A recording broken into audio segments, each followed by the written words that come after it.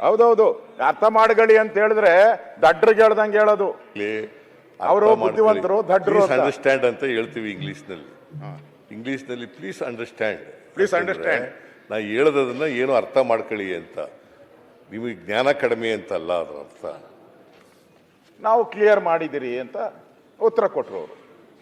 ಅವರು ಬಿಡದೆ ಮತ್ತೆ ಕೇಳಿದ್ರು, ಇಲ್ಲ ನೀವು ಕೊಟ್ಟಿಲ್ಲ ಫೆಬ್ರವರಿದಲ್ಲಿ. ನಾನು ಹೇಳ್ತಾ ಇದ್ದೀನಿ, ಅವರು ಹೇಳಿರೋದನ್ನ ಬೇಕಾದ್ರೆ ಹೇಳ್ತೀನಿ. ಇಲ್ಲಿಯವರೆಗೂ ಎಂದಿನಂತೆ ಯೋಜನೆ ಪ್ರಾರಂಭ ಅಂದಿನಿಂದ ಗೃಹಲಕ್ಷ್ಮಿ ಫಲಾನುಭವಿಗಳಿಗೆ ಸುಮಾರು 540 ಕೋಟಿ ಕೊಟ್ಟಿದ್ದೀರಿ. ಮತ್ತೆ ಇಲ್ಲಿವರೆಗೂ ಕೂಡ ಅವರು ಒಂದೇ ನಿಮಿಷ ಹೇಳ್ಬಿಡ್ತೀನಿ, ಅವರು ಹೇಳಿರೋದು ಶ್ರೀಮತಿ ಲಕ್ಷ್ಮೀ ಹೆಬ್ಬಾಳ್ಕರ್, ಮಾನ್ಯ ಅಧ್ಯಕ್ಷರೇ, ಈ ಸಾಲಿನಲ್ಲಿ ಆಗಸ್ಟ್ ಮಾಹೆಯವರೆಗೂ ಕ್ಲಿಯರ್ ಮಾಡಿದ್ದೇವೆ.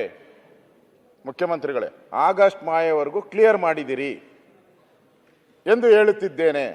ತಾವು ಫೆಬ್ರವರಿ ಮತ್ತು ಮಾರ್ಚ್ ಎಂದು ಹೇಳುತ್ತಿದ್ದೀರಿ. ಮಾನ್ಯ ಸದಸ್ಯರೇ, ನಾನು ಹೇಳುವುದನ್ನು ಸ್ವಲ್ಪ ಅರ್ಥ ಮಾಡ್ಕೊಳ್ಳಿ. ಅಂದರೆ ನಿಮಗೆ ಜ್ಞಾನ ಸ್ವಲ್ಪ ಕಡಿಮೆ, ನೀವು ಸ್ವಲ್ಪ ಅರ್ಥ ಮಾಡ್ಕೊಳ್ಳಿ. ನಾನು ಕೊಟ್ಟಿದ್ದೀನಿ, ಅಲ್ಲ ಇನ್ನೂ ಕಡಿಮೆ ಅಂತ. ಹೌದೌದು, ಅರ್ಥ ಮಾಡ್ಕೊಳ್ಳಿ ಅಂತ ಹೇಳಿದ್ರೆ ದಡ್ರಿಗೆ ಹೇಳ್ದಂಗೆ ಹೇಳೋದು. ಅವರು ಬುದ್ಧಿವಂತರು, ದಡ್ರು ಅಂಡರ್ಸ್ಟ್ಯಾಂಡ್ ಅಂತ ಹೇಳ್ತೀವಿ ಇಂಗ್ಲಿಷ್ನಲ್ಲಿ ಪ್ಲೀಸ್ ಅಂಡರ್ಸ್ಟ್ಯಾಂಡ್. ಪ್ಲೀಸ್ ಅಂಡರ್ಸ್ಟ್ಯಾಂಡ್ ನಾ ಹೇಳೋದನ್ನ ಏನು ಅರ್ಥ ಮಾಡ್ಕೊಳ್ಳಿ ಅಂತ. ನಿಮಗೆ ಜ್ಞಾನ ಕಡಿಮೆ ಅಂತ ಅಲ್ಲ ಅದರ ಅರ್ಥ. ಅಲ್ಲಿ ನೋಡು ಚೆಕ್ ಅಂತ ಸೇರಿಸ್ತೀರಿ, ಪ್ಲೀಸ್ ಅಂತ. ಆ ಪ್ಲೀಸ್ ಇದೆ ಕನ್ನಡದಲ್ಲಿ, ಆಯ್ತಾ? ಅರ್ಥ ಮಾಡ್ಕೊಳ್ಳಿ ಅಂತ ನೋಡಿ, ಅರ್ಥ ಮಾಡ್ಕೊಳ್ಳಿ ನೀವು ಕನ್ನಡದಲ್ಲಿ, ದಯವಿಟ್ಟು ಅರ್ಥ ಮಾಡ್ಕೊಳ್ಳಿ ಅಂತಂದ್ರೆ ನಾನು ಏನು ಹೇಳ್ತಾ ಇದೀನಿ ಅಂತ ಅನ್ನೋದನ್ನ ಅರ್ಥ ಮಾಡ್ಕೊಳ್ಳಿ ಅಂತ ಅದರ ಅರ್ಥ. ಹಾಗಂತ ಹೇಳಿ ನಿಮಗೆ ಜ್ಞಾನನೇ ಇಲ್ಲ ಅಂತ ಅಲ್ಲ, ನೀವು ಅಜ್ಞಾನಿಗಳು ಅಂತ ಅಲ್ಲ, ಜ್ಞಾನ ಇಲ್ಲ ಅಂತ ಅಲ್ಲ. Please understand what I am saying ಅನ್ನೋದನ್ನ ಅರ್ಥ ಅದರ ಅರ್ಥ. ಇಲ್ಲ, ನೀವು 2.5 ವರ್ಷದಲ್ಲಿ ಗುಳಿಗೆಗಳು ಕೊಡ್ತಾರಲ್ಲ, ಕಹಿ ಗುಳಿಗೆಗಳಿಗೆ, ಅದಕ್ಕೆಲ್ಲ ಸಿಹಿ ಹಾಕಿ ಕೊಟ್ಬಿಟ್ಟು ನೋಡಿ ಇವಾಗ ಪ್ಲೀಸ್ ಅಂತ ಸೇರಿಸ್ಬಿಟ್ರಿ, ಮುಗ್ದೋಯ್ತು ಅಲ್ಲಿಗೆ. ಬಿಡಿ, ಸಬ್ಜೆಕ್ಟ್ ಬರೋಣ. ಇಲ್ಲಿ ತಾವು ಕೂತಿದ್ರಿ, ಅರ್ಥ ಮಾಡ್ಕೊಳ್ಳಿ, ಆಗಸ್ಟ್ ಕ್ಲಿಯರ್ ಮಾಡಿದ್ದೇವೆ ಎಂದು ಹೇಳ ಬಯಸುತ್ತೇನೆ ಅಂತೇಳಿ. ತಾವು ಮತ್ತೆ ಎಂಟ್ರಿ ಆಗಿದ್ದೀರಾ, ಮತ್ತೆ ಕ್ಲಾರಿಫಿಕೇಶನ್ ಕೇಳಿದ್ದೀರಾ. ಅವಾಗ ನೀವು ಹೇಳಿದ್ದೀರಾ ಕೊಟ್ಟಿರೋ ಸರಿನಾ ಅಂತ. ಅದಕ್ಕೆ ಅವರು ಉತ್ತರ ಹೇಳಿದ್ದಾರೆ, ಇಲ್ಲ ನಾನು ಏನು ಹೇಳಿದ್ದೀನಿ ಅಂತ ಸರಿ ಇದೆ ಅಂತ ಮಾತನ್ನು ಹೇಳಿದ್ದಾರೆ. ಈಗ 9ನೇ ತಾರೀಕು ಹೇಳಿದ್ದು, 10ನೇ ತಾರೀಕು ನಾವು ಮಾಹಿತಿಯನ್ನು ಕೇಳಿದ್ರಿ. ದಿನಾಂಕ 10/12 ಇದು ಗೃಹಲಕ್ಷ್ಮಿ ಯೋಜನೆಯ ಬಾಕಿ ಕಂತು ಕುರಿತು ಅಂತ ನಾವು ಯಾರು ಕೇಳಿದಿರಿ? ಉಪನಿರ್ದೇಶಕರು ಮಹಿಳಾ ಮತ್ತು ಮಕ್ಕಳ ಕಲ್ಯಾಣ ಅಭಿವೃದ್ಧಿ ಅವ್ರು ಹೇಳಿದ್ದಾರೆ. ಅವರು ಲೆಟರ್ ಕೊಟ್ಟಿದ್ದಾರೆ, ಅಫಿಷಿಯಲ್ ಲೆಟರ್ ಇದು. This is official letter. ಮೇಲ್ಕಂಡ ವಿಷಯ ಹಾಗೂ ಉಲ್ಲೇಖಕ್ಕೆ ಸಂಬಂಧಿಸಿದಂತೆ ಧಾರವಾಡ ಜಿಲ್ಲೆ ಗೃಹಲಕ್ಷ್ಮಿ ಯೋಜನೆಯ ನೋಂದಾವಣಿಯಾದ ಫಲಾನುಭವಿಗಳಿಗೆ ಫೆಬ್ರವರಿ 25 ಹಾಗೂ ಮಾರ್ಚ್ 2025 ತಿಂಗಳ ಸಹಾಯಧನ ಸರ್ಕಾರದಿಂದ ಬಿಡುಗಡೆಯಾಗಿರುವುದಿಲ್ಲ ಎಂಬ ಮಾಹಿತಿಯನ್ನು ಮಾನ್ಯರಿಗೆ ಈ ಮೂಲಕ ಗೌರವಗಳೊಂದಿಗೆ ಸಲ್ಲಿಸುತ್ತಿದ್ದೇನೆ. ಆಯ್ತಾ? ಮಹಿಳಾ ಮತ್ತು ಮಕ್ಕಳ ಕಲ್ಯಾಣ. ಅದು ಬಿಟ್ಟುಬಿಟ್ಟು ಮತ್ತೆ ನಾನು ಇನ್ನು ಕೇಳಿದೆ, ನೋಡಪ್ಪ ಬಿರಿ ಅದೊಂದೇ ನೋಡಬೇಡ ಅಂತ. ಮತ್ತೆ ಇನ್ನೊಂದು ಇದರಲ್ಲಿ ಅದು 2011-12 ಗದಗ ಜಿಲ್ಲೆಯ ಗೃಹಲಕ್ಷ್ಮಿ ಯೋಜನೆಯ ಫೆಬ್ರವರಿ 25 ಹಾಗೂ ಮಾರ್ಚ್ 25 2 ತಿಂಗಳ ಅನುದಾನ ಬಿಡುಗಡೆಯಾಗುವುದಿಲ್ಲ ಅಂತ ಕೊಟ್ಟಿದ್ದಾರೆ. ಅಂದರೆ ಸದನಕ್ಕೆ ಇಷ್ಟೆಲ್ಲ ಅವಕಾಶಗಳಿದ್ದೂ ಕೂಡ, ಎಲ್ಲ ವೆರಿಫಿಕೇಶನ್ ಆದರೂ ಕೂಡ ಸರ್ ಒಂದೇ ನಿಮಿಷ, ಹಾವೇರಿದು ಐತೆ, ಅದಕ್ಕೆ ಹಾವೇರಿ ಜಿಲ್ಲೆದು ಇದೆ, ಹಾವೇರಿ ಜಿಲ್ಲೆನೂ ಇದೆ, ಧಾರವಾಡ, ಹಾವೇರಿ, ಹಾವೇರಿದು ಹೇಳಿದ್ದೀನಿ, ಹಾವೇರಿ ಜಿಲ್ಲೆದು, ಹಾವೇರಿ ಗದಗ ಎಲ್ಲ ಹೇಳಿದ್ದೀನಿ. ಇಷ್ಟೆಲ್ಲ ಮಾಹಿತಿ ಇದೆ ಪಾಟೀಲ್ರೆ. ನಾವೇನಾದ್ರು ಕಾನೂನು ತಪ್ಪು ಹೇಳಿದ್ರೆ 100 ಚುಚ್ಚಾಕ್ತೀರಾ ನೀವು. ಈ ಸೂಜಿಯಲ್ಲಿ ಚುಚ್ತಾರಲ್ಲ, ಈ ಜಾಲಿ ಮುಳ್ಳಲ್ಲಿ ಹಂಗೆ ಚುಚ್ಚಾಕ್ಬಿಡ್ತೀರಾ ನಮಗೆ. ಇವಾಗ ಮಂತ್ರಿ ಈ ಥರ ಸದನಕ್ಕೆ ತಪ್ಪುಗಳು ಹೇಳಿದ್ರೆ, ಸದನದಲ್ಲಿರೋ ನೀವೆಲ್ಲರೂ ಹೇಳೋದನ್ನ ನಾವು ಯಾವ ಗ್ಯಾರಂಟಿ ಅಂತ ನಂಬೇಕು? ನಾವು ಸದನದಲ್ಲಿ ಎಲ್ಲ ಮಂತ್ರಿಗಳು ಕೊಡ್ತಾರೆ, ನಾವು ಅದನ್ನು ವೇದವಾಕ್ಯ, ಭಗವದ್ಗೀತೆ ನಾವೆಲ್ಲ ಅಂತ ತಿಳ್ಕೊತೀರಿ ನಾವು. ಮುಖ್ಯಮಂತ್ರಿಗಳು ನಾಳೆ ಕೊಡೋರು ಇದ್ದಾರೆ ಉತ್ತರ ಕರ್ನಾಟಕಕ್ಕೆ, ಅದು ಸುಳ್ಳ. ಈ ಥರ ಸದನದ ಅಗೌರವ ಆಗ್ತೈತೆ. ನನಗೆ ಏನು ಇದಿಲ್ಲ. ನೀವು ರಾತ್ರಿ ಎಲ್ಲ ನೀವು ಏನು ಮಾಡ್ತೀರಾ? ಡಿನ್ನರ್ ಪಾಲಿಟಿಕ್ಸ್ ಕರೆದು ಬಿಡ್ತೀರಾ. ಡಿನ್ನರ್ ಪಾಲಿಟಿಕ್ಸ್ ರಾತ್ರಿ 1 ಗಂಟೆ ಇಲ್ಲ ಅಧ್ಯಕ್ಷರೇ, ಅದೇ ಪ್ರಾಬ್ಲಮ್ಮು. 11-12 ಗಂಟೆಗೆ ಬಿಡ್ತಾರೆ ಇವರು. ಅವ್ರು ರೆಡಿ ಆಗಲ್ಲ. ಬೆಳಗ್ಗೆ ಅವ್ರಿಗೇನು ಕ್ಲಾರಿಫಿಕೇಶನ್ ಅವ್ರು ಸರಿಯಾಗಿ ತಗೊಬೇಕಲ್ಲ, ಬಂದು ಏನೂ ಇಲ್ಲ. ಡೈರೆಕ್ಟ್ ಆಗಿ ಬಂದ್ಬಿಡ್ತಾರೆ. ಈಗ ಏನಾಗ್ತದೆ ಅದರಿಂದ ಸಲಹೆ ಏನೀಗ? ಇಲ್ಲಿ ಯಾರು ಹೇಳೋರು ಕೇಳೋರು ಇಲ್ವಾ? ನೀವಾದ್ರೂ ಅವ್ರಿಗೆ ಹೇಳ್ಬೇಕು. ಯಾಕೆಂತ ಉತ್ತರ ಕೊಡ್ತೀರಿ? ಏನ್ ಕೊಡ್ತೀರಾ ಅವ್ರಿಗೆ? ಪನಿಷ್ಮೆಂಟ್ ಏನು? ನಾವೇನ ಕುಚ್ಚುತ್ತೀವಿ ಮೊನ್ನೆ ಮಾಡಿದ್ರೆ ಏನಪ್ಪಾ ಸರ್ಕಾರದ ಮಂತ್ರಿ ಮೇಲೆ ಮಾಡ್ತೀರಾ ಅಂತೀರಾ? ಇಲ್ಲಿ ನನ್ಗೆ ಹೇಳೋದು, ಇವ್ರು ಯಾಕೋ ನನ್ಗನ್ಸೋದು ಈ ಸರ್ಕಾರದಲ್ಲಿ ಯಾಕೋ ಗೊಂದಲ ಇದ್ದಂಗೆ ಕಾಣ್ತೈತೆ. ಅದರಿಂದ ನಾನು ಮುಖ್ಯಮಂತ್ರಿಗೆ ಹೇಳೋದು, ಈ ನೈಟ್ ಡಿನ್ನರ್ಗಳನ್ನೆಲ್ಲ ಸ್ವಲ್ಪ ನೀವು ಅಟ್ಲೀಸ್ಟ್ ಇನ್ನೊಂದು 10 ದಿನ ಕಟ್ ಮಾಡಿಬಿಡಿ.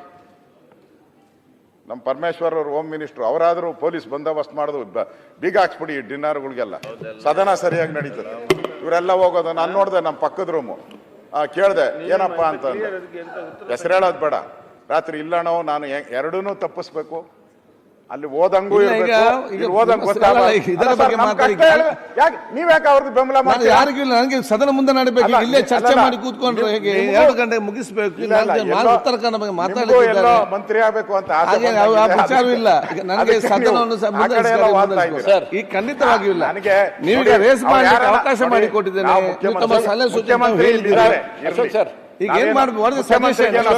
ಏನ್ ಮಾಡ್ತಾ ಇಲ್ಲ ಸರ್. ಅಶೋಕ್ ಸರ್, ಆದ್ರೆ ಇಲ್ಲಿ ನಾನು ಮೊದಲೇ ಹೇಳಿದ್ನಲ್ಲ, ಇಲ್ಲಿ ನಡೆಯುವಂತ ಚರ್ಚೆಗೆ ಉತ್ತರ ಕೊಡ್ತಾರಲ್ಲ, ಅದಕ್ಕೆ ಅಥೆಂಟಿ ಬೇಕು. ಅದೇ ಇಲ್ಲ ಅಂದ್ಮೇಲೆ ಈ ಸದನಕ್ಕೆ ಏನ್ ಬರ್ಬೇಕು? ನಾವು ಚರ್ಚೆ ಏನ್ಕಾಗ್ಬೇಕು? ಅದರಿಂದ ತಪ್ಪಲ್ವಾ? ಈ ತರ ಯಾಕೆ ಕೊಡ್ತೀರಾ? ನಾವು ನಿಮ್ದೇನ ಸಮಸ್ಯೆ ಇದ್ರೆ ಇದ್ ಮಾಡ್ಕೊಳ್ಳಿ, ಮುಖ್ಯಮಂತ್ರಿಗಳು ನಾನು ಕೇಳ್ತೀನಿ. ಗ್ಯಾರಂಟಿ ಅಶೋಕ್ ಸರ್, ಮಾಡಿ ಲಕ್ಷ್ಮೀ ಹೆಬ್ಬಾಳ್ಕರ್ ಅವರು ಉತ್ತರ ಕೊಟ್ಟಿದ್ದಾರೆ. ಆಗಸ್ಟ್ ವರೆಗೆ ಗೃಹಲಕ್ಷ್ಮಿ ಹಣನ ಸಂದಾಯ ಮಾಡಿದ್ದೀವಿ ಅಂತ ಹೇಳಿದ್ದಾರೆ. ಅವರು ಮಾನ್ಯ ಸದಸ್ಯರು ಹೇಳ್ತಾರೆ ಫೆಬ್ರವರಿ ಕೊಡಲಿಲ್ಲ ಅಂತ. ಫೆಬ್ರವರಿ ಮತ್ತು ಮಾರ್ಚ್ನೆಲ್ಲ ಮಾರ್ಚ್ನಲ್ಲಿ ಬಂದಿಲ್ಲ ಅಂತ ಹೇಳ್ತಾರೆ. ಅವರು ಮಂತ್ರಿಗಳಿದಾರ? ಲಕ್ಷ್ಮೀ ಹೆಬ್ಬಾಳ್ಕರ್ ಇಲ್ಲ ಅಂತ ಅನಿಸುತ್ತೆ. ನನಗೆ ಅರ್ಥ ಆಯ್ತು ಅವ್ರಿಗೆ ಹೇಳಿದ್ದು.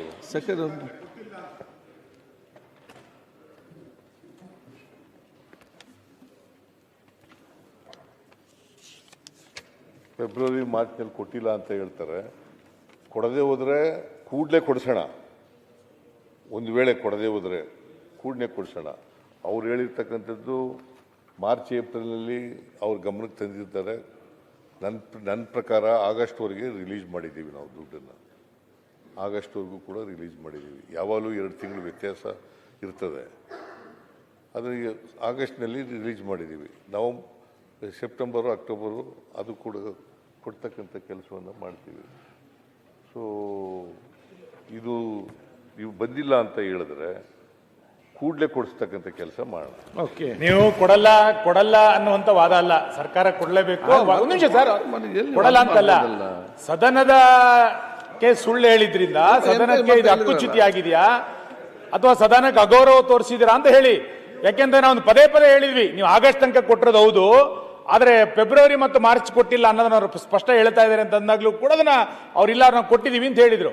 ಇದನ್ನ ಈಗ ಹಕ್ಕುಚ್ಯುತಿ ತಗೋತೀರೋ ಅಥವಾ ಸದನ ದಿಕ್ ತಪ್ಪಿಸಿದಿರೋ ಅಂತ ಹೇಳಿ. ನೀವು ಕೊಡ್ತೀವಿ ಅನ್ನೋ ವಾದ ಅಲ್ವೇ ಇಲ್ಲ. ಈಗ ಸದನದಲ್ಲಿ ಸಚಿವರು ಸುಳ್ಳು ಹೇಳ್ಬಿಟ್ರೆ ಏನ್ ಮಾಡೋದು? ಅಲ್ಲ, ಅದ್ಯಾಕೆ ಹಕ್ಕುಚ್ಯುತಿ? ಏನು ಹೇಳಿದ್ ಕೊಡ್ತೇವೆ ಅಂತ ಹೇಳ್ಬೇಕು. ಮತ್ತೆ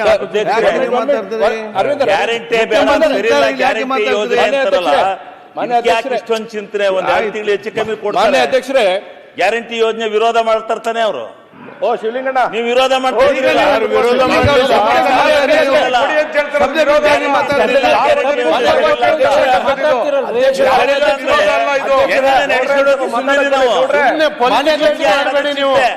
ಪೊಲಿಟಿಕಲೈಸ್ ಮಾಡಬೇಡಿ.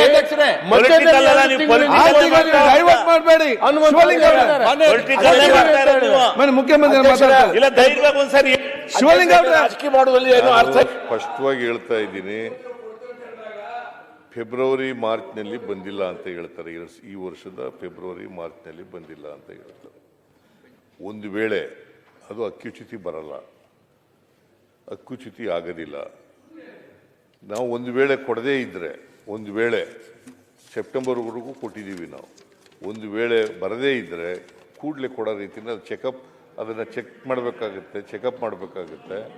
ಅದನ್ನ ಸರ್, ಅದ್ರ ಬಗ್ಗೆ ನಮ್ಮ ಡಿಸ್ಪ್ಯೂಟ್ ಇಲ್ಲ. ನೀವು ಕೊಡ್ತೀರಾ ಸುಳ್ಳು ಹೇಳಿದ್ರು ಅಂತ.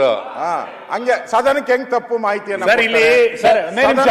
ಹಂಗಾರೆ ಸುಳ್ಳ ಈ ಸರ್ಕಾರ ಈಗ ಮುಖ್ಯಮಂತ್ರಿ ಸುಳ್ಳು ಹೇಳಕ್ಕೆ ಅಂತ ಹೇಳಿದೆಯಲ್ಲ ನೀನು. ಸುನಿಲ್, ಹೇಳೋದೇ ಸುಳ್ಳು ಸರ್, ಇವಾಗ ಹಂಗಾಗ್ಬಿಟ್ಟೈತೆ. ಹೇಳದೆ ಸುಳ್ಳು ಅಲ್ಲ, ವಿರೋಧ ಪಕ್ಷ ಇರೋದೇ ಸುಳ್ಳು ಹೇಳಕ್ಕೆ ಅಂತ ಹೇಳಿದ್ದು ಅಶೋಕ ಮೊನ್ನೆ. ಅಲ್ಲ, ಸುಳ್ಳಿನ ತವರ ಮನೆಯನ್ನ ಬಿಜೆಪಿ ನೀವು ಕೇಳಿಸ್ಕೊಂಡಿದ್ದೀರಲ್ಲ, ಈಗ ಹೇಳೋರು ಯಾರು? ಸುಳ್ಳು ಹೇಳೋದಕ್ಕೆ ವಿರೋಧ ಪಕ್ಷ ಇರೋದು ಅಂತ.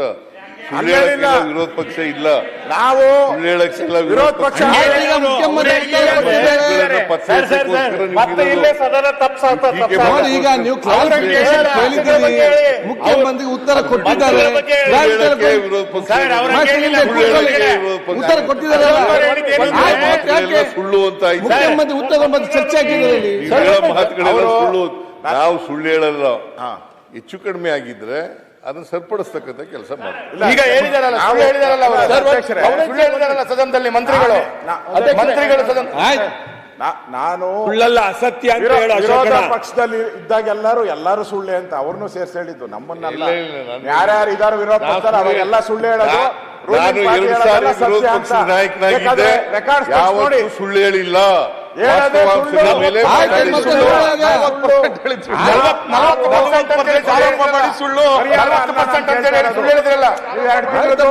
ನೀವೆಲ್ಲ ಯಾಕೆ ನಿಂತಿದ್ದೇವೆ ಮಾತಾಡುವಾಗ?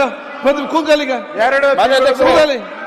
ಕೊಟ್ಟಿಲ್ಲ ಅಂತಲ್ಲ ಸುರೇಶ್ ಅವರೇ, ಈಗ 2 ತಿಂಗಳದು ಕೊಟ್ಟಿಲ್ಲ ಅಂತ ನಾವು ಪ್ರಶ್ನೆ ಅಲ್ಲ ಅವ್ರು ಕೇಳ್ತಾ ಇರೋದು. ಅವ್ರು ಹೇಳಿದ್ರು ನಾವು ಕೊಟ್ಟಿಲ್ಲ ಅದಲ್ಲ. ನಾವು ಇಲ್ಲಿ ಈಗ ಅವರು ಸುಳ್ಳು ಹೇಳಿದ್ದಾರೆ.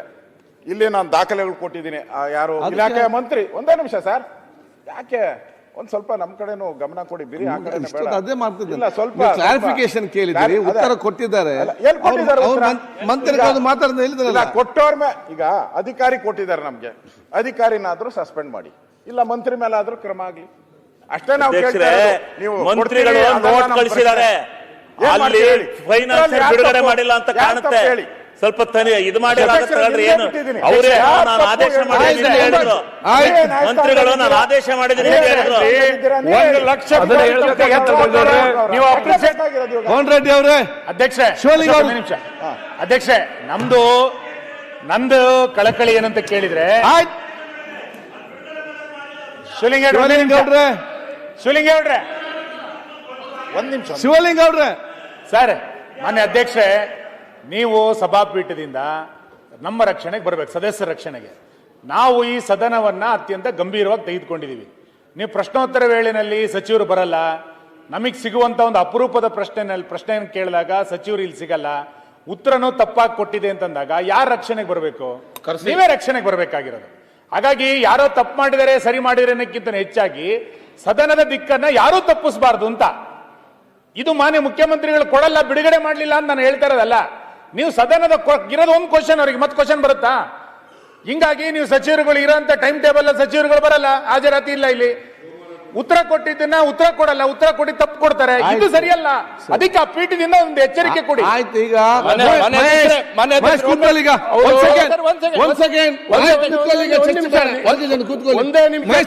ಕೂತ್ಕೊಳ್ಳಿ. ಅಲ್ಲ, ನಾನು ಮುಗಿಸ್ತೇನೆ ಹೇಳ್ತೇನೆ, ಮತ್ತೆ ನೀವು ಮಾತಾಡಿ. ಯಾಕೆ ಮಾತಾಡ್ಬೇಕು? ಹಿರಿಯ ಸಚಿವರಿದ್ದೀರಿ, ತಾವು ಹಿರಿಯ ಶಾಸಕರಿದ್ದೀರಿ. ಅವರೇ ಆಯ್ತು, ಕೂತ್ಕೊಳ್ಳಿ. ನೀವು ಹೇಳಿದ್ರೆ ಅವರು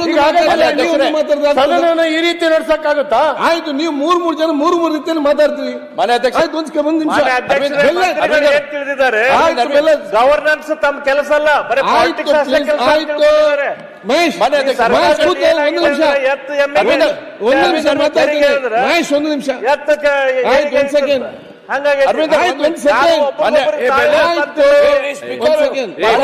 ಹೆಚ್ಚಿನ ವಿಡಿಯೋಗಳಿಗೆ ಪ್ರತಿಧ್ವನಿ ಯೂಟ್ಯೂಬ್ ಚಾನೆಲ್ ಸಬ್ಸ್ಕ್ರೈಬ್ ಮಾಡಿ, ಬೆಲ್ ಐಕಾನ್ ಕ್ಲಿಕ್ ಮಾಡಿ.